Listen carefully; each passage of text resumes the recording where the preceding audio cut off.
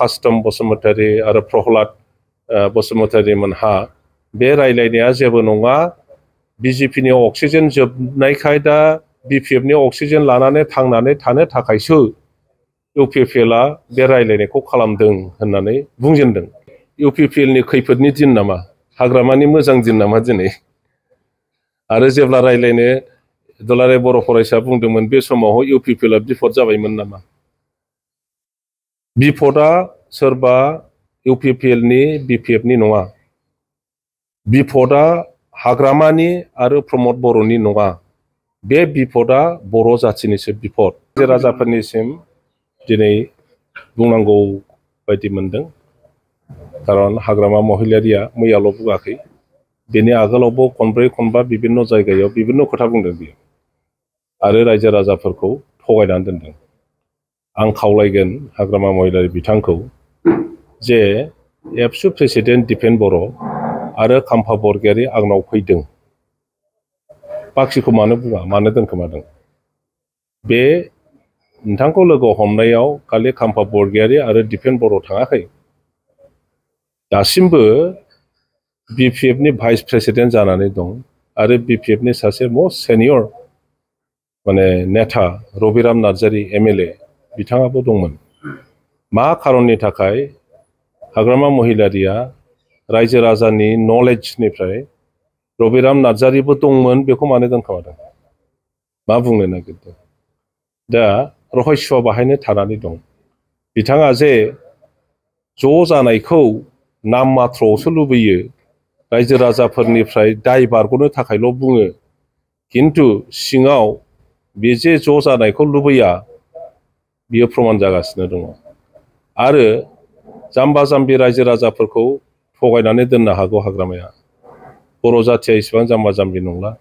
बर' जाथियाव लेखा गोरोंफोरबो बुजिनो हानाय व्यक्तिफोरबो दंसै, बिथांमोनखौ हाग्रामा महिलारिया दोनखोमानानै दोननो हानाय नङा।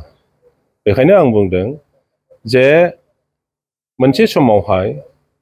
आन्दलन खालामनानै दाजानाय बे बिटिसि, थैजों अरजों दाजानाय बे बिटिसि आरो बिटिआरआव बर' जाथिया गावसा गावसि थानो नाङा, राजनैतिक भाबै, सामाजिक भाबै आरो हायोबा धर्मीय भाबैबो ज' जानांगौ होननानै जों बर' हारिया लुबैदों। गोलाव सम राजनीति खालामबोनायनि उनावहाय गावसा गावसिखौसो जोङो बांसिन नुबोदों। बेनिखायनो सम सम जोंनि जातीय संगठनफोर, एखमबा एखमबा बर' साहित्य सभाफोर, एखमबा जोंनि आइजोफोरनि संगठनफोर, एखमब्ला जोंनि फरायसाफोरनि संगठनफ्रा बुंबोयो जे राजनैतिक भाबै जोङो खौसे जानांगौ, ओंखायनो गावसा गावसिखौ फोजोबनो थाखाय रायलायलायनांगौ। आरो बेबायदियैनो दिपेन बर' बिथाङा बर' फरायसा आफादनि आफादगिरि जानानै बावैसो उनाव आगोल बियो ज' जानायनि खोथाखौ बुंदोंमोन आरो बे हिसाबै बिपिएफनि सोद्रोमा जानानै रायज्लायनायखौ बाहागो लादोंमोन आंनि नेतृत्वआव रबिराम नार्जारी, रिहन दैमारी आरो इमानुएल मुसाहारी आरो जोंहा आगोलनि प्रिन्सिपाल सेक्रेटारि बिटिसिनि रबिनसन मुसाहारी बिथांमोनहा बुंबाय जे सार नोंनि लिडिंआवनो बे रायलायनायखौ आगोलनाय जाथोंसै। जोङो बुंदोंमोन मोनसे समाव रायलायनायाव जे एबसु प्रेसिडेन्टआ जिहेतु मेडिएटर जाबाय, मेडिएटरब्ला अफिसियेलि प्रमद बर'खौबो नोङो लोगो हमनांगौ आरो हाग्रामा महिलारिखौबो लोगो हमनानै बोरै लांनो नागिरदों बेखौ मोजाङै सावरायलायनांगौ। जोङो बेखौनो बुंदोंमोन जे बिपिएफआ कंग्रेसजोंबो एजिपिजोंबो एलायन्स खालामबोदों, माने एलायन्स खालामनायाव प्रब्लेम गैया, आरो इउपिपिएलआबो दा बिजेपिजों एलायन्स खालामदों, माने एलायन्स खालामनायाव प्रब्लेम गैया। ओंखायनो बिपिएफ आरो बिपिएफआ माब्लाबाबो इउपिपिएल जानाय नङा, इउपिपिएलआबो माब्लाबाबो बिपिएफ जानाय नङा। ओंखायनो जों मोननैजों ज' जानानै एलायन्सआव जुदि भट गेलेयो अब्ला बेवहाय खुनु दस्रा पार्टिया गसंथानो हाया, बेखौनो जों खालामनांगौ बेमोन। दा बेवहायनो माखासे खोथा बाथ्रा ओंखारलायदों, मैया जि सोंनाय सिबा सोर जागोन होननानै, बिनि एन्सारखौ नोंथांमोनहा मा नुदों? बिटिसिब्ला आं जागोन आरो माने बिटिआरब्ला प्रमद जागोन, बाहाय माबा मिनिं दं नामा? मा फोरमायनाय जादों? माने ओंखायनो बिटिसिआनो जागोन, गावनो जानांगौ, बे खोथाथिं लांनो नागिरदों। बिनि बुंनाया जाहैबाय मोननै मोनथाम मिनिं थानाय, माने एम्बिगिउवास, क्लियारिटि गैया, जायफोरखौ लानानै जोंनि रायजो राजाफ्रा बुजिनोबो माबा गैया ओरैसो सानफ्लांनो हागौ है माथो हाग्रामा महिलारियाथ' क्लियारलि बुंथारदों गावथ' ज' जानायखौनो लुबैयोनो ज' जानायनि हमथाग्राया हाग्रामा महिलारियानो ज' जानायनि समस्याया बेखौ हमथानायनि जाहोयैनि खार'ना आरो समस्याया हाग्रामा महिलारियानो रायजो राजाफ्रा बेखौ गोसोआव ला बिनि थाखायनो बे ज' जानाया जायाखै आरो आङो खावलायो मैया जुदि बुंमारदोंब्ला हाग्रामा महिलारिया नोंथाङा क्लियार खालामनानै हो जे एबसु प्रेसिडेन्ट डिफेन्ड बर'जों खाम्फा बरगयारिजोंल' थाङामोन ना बेवहाय सोर सोर दंफायोमोन मानो बुंथ्राथालाय मा खोथा दोनखोमानो नागिरदों इउपिपिएलनि खैफोदनि दिन नामा हाग्रामानि मोजां दिन नामा दिनै आरो जेब्ला रायलायनो दुलाराय बर' फरायसा बुंदोंमोन बे समाव इउपिपिएलआ बिफद जाबायमोन नामा बिफदआ सोरबा इउपिपिएलनि बिपिएफनि नङा बिफदआ हाग्रामानि आरो प्रमद बर'नि नङा बे बिफदआ बर' जाथिनिसो बिफद मोनफ्रोमबो मोनायाव मोनफ्रोमबो सानाव बर' जातिया बिभिन्न धरननि बिफद सम्मुखीन जाबोनांदों आरो बे बिफदफोरनिफ्राय बारग'नो थाखायनो जोङो आखायाव लावथि रुवा सिलाय लानानै जुजिबोनांदों हाजार हाजार मानसिया गावनि जिबनखौबो गथायनांदों बे जाथिनि बिफदखौ रैखा खालामनांगौ होननानै गावनि जिबनखौबो दान होबोदों जोङो बयबो बे बेकग्राउन्डनिफ्राय फैनाय बे खोथाखौ बयबो बुजिलायनाया मोजां बेखायनो जाहा फैगौ दिनाव जाति हिसाबै बिराद गिदिर गिदिर बिफद फैगासिनो दङ बे बिफदआ सोरबा प्रमद बर'निल' नङा सोरबा हाग्रामानिल' नङा ओंखायनो दिनैनि प्रमद बर'नि राजनैतिक लिडार बिटिसिनि चिफ जानायखौ इसु खालामनानै बेखौ मेइन माने खारन लानानै जोङो खौसेथिनि बाथ्रा बुङाखै जोङो हाग्रामा महिलारि चिफ जानांगौ बा नेता जानांगौखौ मेइन इसु लानानै खौसेथिनि जों बाथ्रा बुङाखै जोङो खौसेथिनि बाथ्राखौ फैगौ बोथोराव बर' हारिया जेन बिभिन्न बिफदनिफ्राय मुक्त जायो जोंनि हारि दाफुंनायनि सिमाङा जेन जाफुङो जोंनि ओनसोलाव दावराव दावसि आरो जाबावला बयबो जाति गस्थिखौ ज' खालामनानै बर' दैदेनगिरिफोरनि नेतृत्वआवनो बिटिसिआ सालायजायो जोङो बे खोथाखौसो गुरुत्त होनानै बे मोननै दोलोआ खौसे जानांगौ होननानै खामानि मावदोंमोन दा बेखौ जाफुंसार होआब्ला बेखौ गावनि सार्थआव समस्यासो फैगोन होननानै साननानै हाग्रामा महिलारिया बेखौ जानो होआब्ला खोथायावल' मानसिफोरनि सायाव गावखौ मोजां इमप्रेसन होनो खोथा बुङोब्ला बेखौ बयबो रायजो राजाया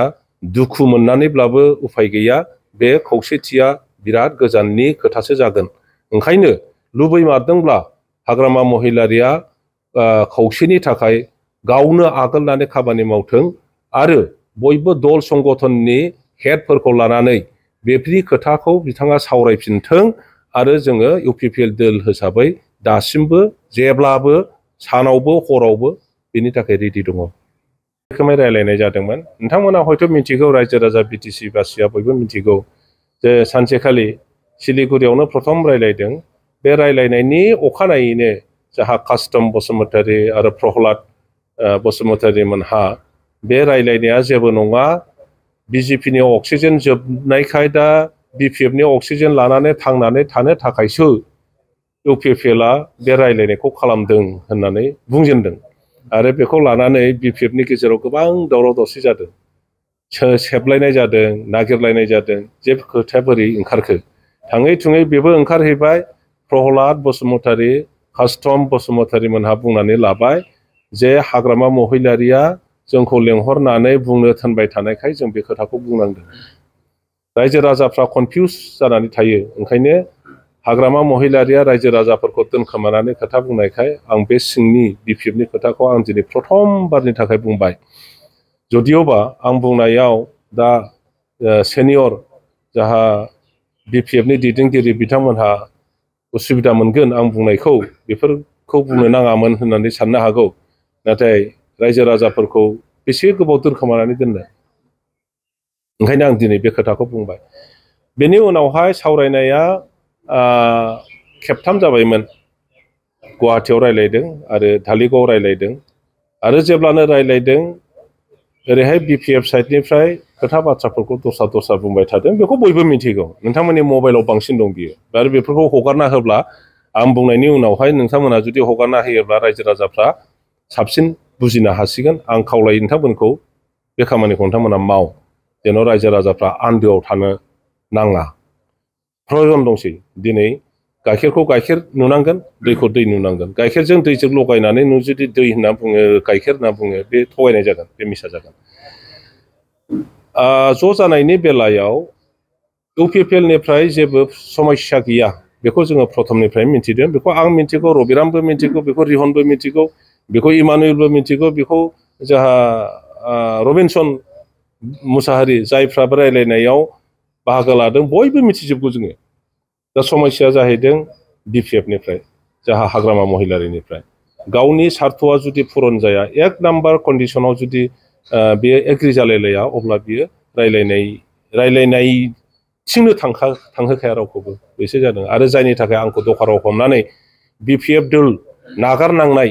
अबस्थासिम आंखौ लाबोदों बेफोर खोथा बाथ्राफोरखौ हंग्ला हंग्लि आं रायजो राजाफोरनि सिगाङाव बुंनो लुबैयाखैमोन किन्तु बे मैया बुंनाय खोथा बाथ्राफोरखौ लानानै जेब्ला समग्र बर' हारिनि दैदेनगिरिफ्रा आरो बिभिन्न महलनि बुद्धिजिबिफ्रा आंखौ सोंबाय थाबाय आरो नोंथांमोनाबो फैनानै दिनै सोंबाय थाबाय आं बेखिनिसिम बुंबाय आरो बिनिफ्राय बांसिन आरो गेसाव गोफोनफोर दङ आं बेखौ बुंनाय नङा दा आं जोंखौ बुङो जे दिफेन बर'जों आरो खाम्फा बरगयारिजों प्रमद बर'खौ गावजों माबानांगौ सरजाबनांगौ रायलायनो होनांगौ येस जोंना खावलायनाया बेनोमोन जे जोङो जोंनि लेभेलाव रायलायबाय UPPLनि सेनियर नेताफोर BPFनि सेनियर नेताफोर एबसुनि सेनियर नेताफोरनि गेजेराव रायलायबाय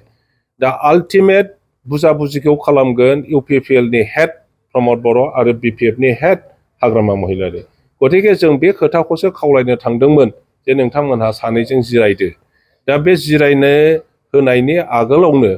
बिथाङा आंनि सायाव मा बुंखो बियो रायलायनायनि अखानायैनो आंखौ बुंबाय खाम्फा बरगयारियासो चिफ जानो नागिरदों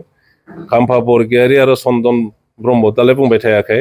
जे जोंलायनो BPF पार्टिनि प्रेसिडेन्ट जानो नागिरदों आरो BTCनि चिफ जानोसो खाम्फा बरगयारिया UPPLजों रायलायदों दा बेखौ बियो मबाइलाव मानो बुङा मानो सिङाव बेफोरखौ मोबिलाइज खालामबाय थादों आं लायनो रायजो राजाफोर BTCनि चिफ जानोसो आङो UPPL दोलोजों रायलायदोंनो अब्ला रिहन दैमारिया मानो रायलाया अब्ला रबिराम नार्जारिया मानो रायलाया अब्ला इमानुएल मुसाहारिया मानो रायलाया अब्ला जाहा एक्स प्रिन्सिपाल सेक्रेटारिया मुसाहारि रबिनसन मुसाहारिया मानो रायलाया बिथांमोनहाबो BTCनि चिफ जानोसो UPPLजों रायलायदोंमोन नामा प्रथम रायलायनायावथ' आं गैबावामोन प्रथम रायलायनायावथ' रिहन दामोन जाहा रबिराम नार्जारिमोन बिसोर ज' बे साब्रै भाइस प्रेसिडेन्टआ रायलायहैदों अब्ला बिसोरो हाग्रामा महिलारिखौ बोखारनानै BTCनि चिफ जानोसो रायलायहैदोंमोन नामा रबिराम नार्जारिया रिहन दैमारिया बे खोथाखौ बिथाङा क्लियार खालामदों आंखौसो माने रायजो राजानि सिगाङाव दा UPPLआव फैनायनि दाय हमनो थाखाय बे खोथाखौ बुंदों आङो बे खारनावनो UPPLआव फैदों जे बिथाङा रायलायनायखौबो सुखुवा